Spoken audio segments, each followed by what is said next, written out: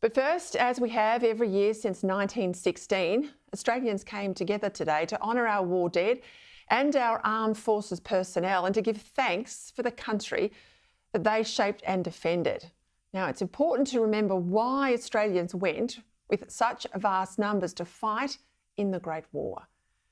We believe that freedom was under attack and that we had a duty to stand beside our allies.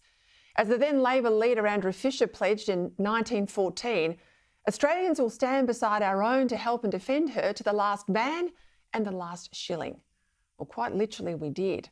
From a country with under 5 million people, more than 4,000 of us, 400,000 of us enlisted. More than 300,000 of us served overseas, including my great-grandfather and all 6 of his brothers on the Western Front. 150,000 were wounded, and 60,000 of our own never came home.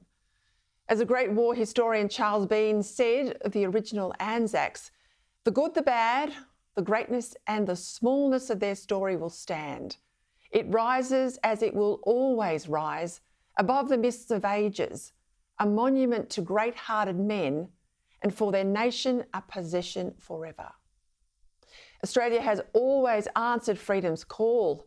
In the Second World War, we sent an army to the Middle East, a fleet to the Mediterranean, and an air force to Britain, as well as a garrison to Singapore and another army to New Guinea and the Pacific Islands.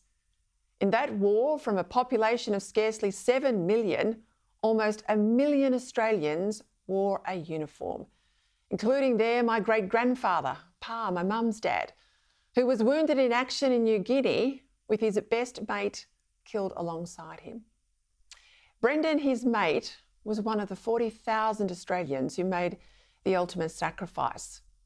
And then on to Korea, Vietnam, Somalia, East Timor, Iraq and Afghanistan. Our soldiers have done us proud, helping our allies and doing what we could to protect other people and allow them to live in decency and peace. Today, from the Prime Minister down, we honoured them all. For me, Anzac Day has always been a day of pride, but also a day for reflection.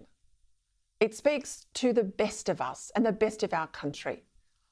And sure, we're not perfect. We don't always agree on everything, but we should never allow this day of all days, to become contaminated by politics or the self-doubt that today corrodes so much of our national life. A small ratbag element used today to make their tawdry political point about Palestine. And for God's sake, show some respect.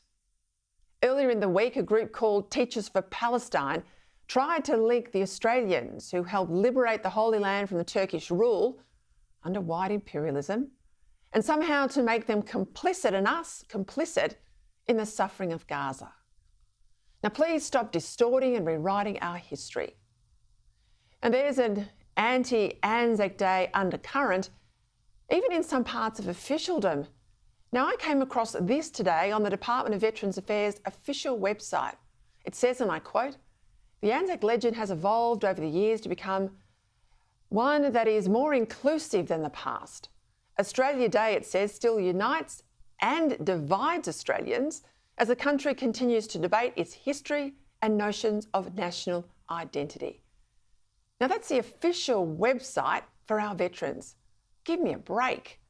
The Minister, well, he should fix that nonsense immediately, because we can't let this Shame on Australia brigade do to Anzac Day what they've largely done to Australia Day, namely turn a day of unity into a day of division. Now, let's be clear, only those who think our country's not worth defending and worth preserving could possibly find Australia Anzac Day divisive. Now, regrettably, there are some Australians who find large aspects of our country contemptible. Some of them are on the side of Hamas, of the only democracy in the Middle East. Some of them make excuses for terrorism and complain that the police did not inform so-called community leaders before making those raids yesterday in Sydney. But what's abundantly clear today is many hundreds of thousands of Australians turned out to pay their respects before our monuments to the fallen that grace even the smallest, the tiniest of our country towns. is the quiet pride and confidence almost every one of us have, thank God, that this is still the best country in the world to live. And that's our challenge. That's our challenge today, to keep it that way. We honour all those who have served and all those who still serve, and hope that we might be worthy of their legacy and the country that their sacrifice has kept and still keeps free.